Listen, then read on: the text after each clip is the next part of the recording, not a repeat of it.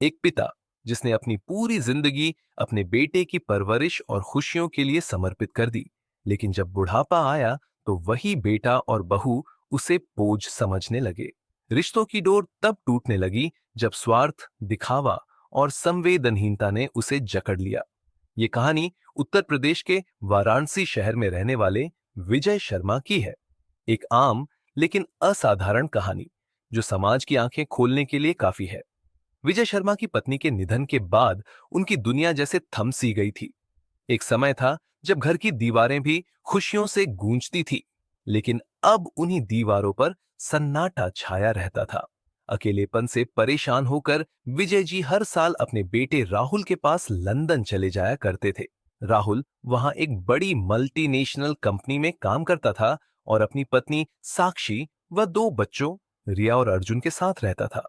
शुरू शुरू में विजय जी को लगता था कि विदेश में बेटा उन्हें अपने पास रखकर उनकी सेवा करेगा, लेकिन धीरे धीरे उन्हें महसूस होने लगा कि यहां वह सिर्फ एक अनचाहा मेहमान है। बच्चे स्कूल चले जाते, बहू और बेटा ऑफिस, और पूरा दिन विजय जी खामोश दीवारों के बीच बिता देते। उन्हें लगता कि वो एक ऐसे देश में हैं जहां लोग नहीं, साए रहते हैं। एक दिन उन्होंने राहुल से कहा, बेटा चलो गांव वापस चलते हैं। वहां अपनापन है, रिश्तों में गर्मी है। यहां तो बस दीवारें हैं, मशीनें हैं और दिखावा है। लेकिन राहुल हर बार कोई ना कोई बहाना बना देता। उसी घर में एक महिला काम करती थी, कुसुम, एक सीधी सादी भारतीय महिला जिसकी उम्र 55-56 साल रही होगी। कुसुम पिछले कई सालों से लंदन में रह रही थी और घर घर काम कर अपना जीवन चला रही थी। उसकी भी एक कहानी थी जो विजय जी की तन्हाई को थोड़ा राहत देती थी। एक दिन विजय जी ने उससे पूछा, तुम्हारा बेटा तो अब नहीं रहा, फिर वापस भारत क्यों नहीं गई? कुसुम ने आंखें नीची नीची कर कहा, साहब बेटा मुझे यहां ले आया था, जो जमीन जायदाद थी वो सब बेच दी। उसके जाने के बाद बहू ने घर से निकाल दिया। अब कहां जाऊं? यही काम करके जी रही हूं। राहुल साहब के बेटे का दोस्त था मेरा बेटा, उसी ने यहां रखा, लेकिन बोझ नहीं बनना चाहती किसी पर। विजय जी की आंखें भर आईं। वो सोचने लगे, मैं भी तो वही गलती कर रहा हूं। बेटा कहता है सब बेच दो, यहीं बस जाओ, लेकिन अगर कभी कुछ हो गया तो? उन्हीं दिनों एक दिन ऐसा आया जब पोती रिया के कमरे में विजय जी गलती से चले गए। रिया चिल्ला पड़ी, आप मेरे कमरे में क्यों आए? मुझे डर लगता है आपसे। विजय जी हक्के बक्के रह गए। बोले, बेटा माफ कर दो, बस चश्मा लेने आया था। रिया और अर्जुन ने उनका मजाक उड़ाया, वाओ, दादू मेड के घर रहने चले गए, व्हाट अ लव स्टोरी। उसी रात विजय जी ने फैसला किया कि अब वो इस घर में नहीं रहेंगे। उन्होंने कुसुम से कहा, चलो तुम्हारे घर चलते हैं, कहीं तो होटल मिल ही जाएगा। कुसुम उन्हें अपने छोटे से घर ले गई। वो घर छोटा जरूर था, लेकिन उसमें अपनापन था, गर्मी थी, वो भावनाएं थीं जो एक आलीशान घर में खो चुकी थी। विजय जी ने कहा, तुम तो मेरी बहन जैसी हो, चलो मेरे साथ भारत चलो, मुझे भी बहन का सहारा मिल जाएगा और तुम्हें भाई का। कुसुम की आंखें भर आईं। बोली, भैया जब से मेरा बेटा गया है मुझे लगता है मेरा बेटा यहीं है, इसी घर में है। इधर जब राहुल और साक्षी घर लौटे तो रिया ने शिकायती लहजे में कहा, डैडी दादू मेरे कमरे में आए थे, मुझे डर लगता है उनसे। राहुल को गुस्सा आया, लेकिन जब उसने सबकी बातें सुनी तो वो चुप हो गया। उसके अंदर कुछ टूटने लगा, लेकिन साक्षी ने उल्टा उसी पर इल्जाम डाल दिया, पहले अपने पिता को कंट्रोल करो, बच्चों पर हाथ उठाने चले हो। अगली सुबह विजय जी ने कुसुम से कहा, अब से तुम कहीं काम पर नहीं जाओगी, तुम मेरी बहन हो। जब भाई जिंदा है तो बहन क्यों घर घर भटके? कुछ दिन बाद राहुल कुसुम के घर आया। विजय जी और कुसुम को साथ देखकर भी कुछ नहीं बोला, लेकिन मन ही मन वो उलझ गया था। अचानक एक दिन साक्षी ने विजय जी पर गंभीर आरोप लगा दिए, मेरे ससुर और मेड का रिश्ता ठीक नहीं लग रहा, इन दोनों ने घर की शांति बिगाड़ दी है। विजय जी चुप रहे, लेकिन रिया ने जहर उगला, दादू और मेड का अफेयर चल रहा है।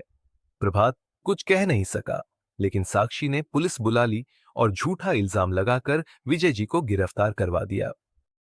पुलिस विजय जी को अस्त व्यस्त हालत में लेकर आई, कपड़े गंदे, बाल बिखरे हुए, आंखों में थकान। कुसुम दौड़ी और बोली, भैया क्या हुआ आपको?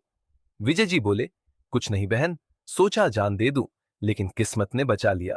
पुलिस ने कहा, इन पर घरेलू हिंसा और अशोभनीय संबंधों का आरोप है। रिया ने कहा, पुलिस अंकल, इन्हें अरेस्ट कर लीजिए, मुझे डर लगता है इनसे। विजय जी ने राहुल की ओर देखा और कहा, क्या तेरी बीवी ने मुझे धक्का नहीं दिया था राहुल? राहुल चुप था। कुसुम रो रही थी। पुलिस विजय जी को लेकर चली गई। कुसुम उनके पीछे दौड़ी। भैया, कुछ तो बोलिए। उधर राहुल का दिल अब टूट चुका था। वो कुसुम के पास गया और पैरों में गिर पड़ा। आंटी, मुझे माफ कर दो, मैंने बहुत बड़ी गलती की। कुसुम ने कांपते हाथों से सिर पर हाथ रखा और कहा, चलो, अभी हम उन्हें छुड़ा सकते हैं। दोनों पुलिस स्टेशन गए। मुश्किल से विजय जी को जमानत मिली, लेकिन उन्होंने कहा, अब मैं कहीं नहीं जाऊंगा। बेटे की बेटी ने मुझे दरिंदा कह दिया, अब क्या बचा है यहां? तभी अचानक रिया का फोन आया। मॉम गिर गई है, खून बह रहा है, जल्दी आइए। विजय जी, कुसुम और राहुल अस्पताल भागे। ऑपरेशन थिएटर की लाल बत्ती जल रही थी। रिया चुपचाप रो रही थी। बोली, दादू, माफ कर दो मुझे। डॉक्टर ने बताया, ऑपरेशन सफल रहा। साक्षी खतरे से बाहर थी। बाहर आते ही उसने विजय जी को देखा और हाथ जोड़ दिए। पिताजी, मुझे माफ कर दीजिए, मैंने आपको नहीं समझा। विजय जी बोले, अगर तुमने ये समझ लिया कि रिश्ते भावनाओं से बनते हैं, तो समझो कि हमारी सबसे बड़ी जीत हो गई। उस दिन के बाद सब कुछ बदल गया। कुसुम अब केवल मेड नहीं थी, वो परिवार का हिस्सा थी। बड़ी बहन, बच्चों की दादी जैसी, और घर की आत्मा। एक शाम चाय की चुस्कियों के बीच रिया ने पूछा, दादू, अगर मैं फिर गलती करूं तो माफ कर दोगे ना? विजय जी मुस्कुराए और बोले, गलती इंसान करता है, माफ करना भगवान का काम है। लेकिन हम भारतीय भगवान से माफ करना सीखते हैं। सीख, इस कहानी ने यह सिखाया कि रिश्तों में जब गलत फहमियां और स्वार्थ आ जाए तो घर टूटने लगते हैं। लेकिन माफी, सच्चा प्रेम और आत्मीयता ही वो ताकत है जो फिर से सबको जोड़ सकती है। क्या आपके साथ भी कभी ऐसा हुआ है जब किसी की एक माफी को हुआ माफी ने पूरा परिवार जोड़ दिया हो? कमेंट में जरूर बताएं। अगर कहानी ने दिल को छू लिया हो तो वीडियो को लाइक करें, शेयर करें और हमारे चैनल स्टोरी बाय डीके को सब्सक्राइब जरूर करें। धन्यवाद। जय हिंद, जय भारत।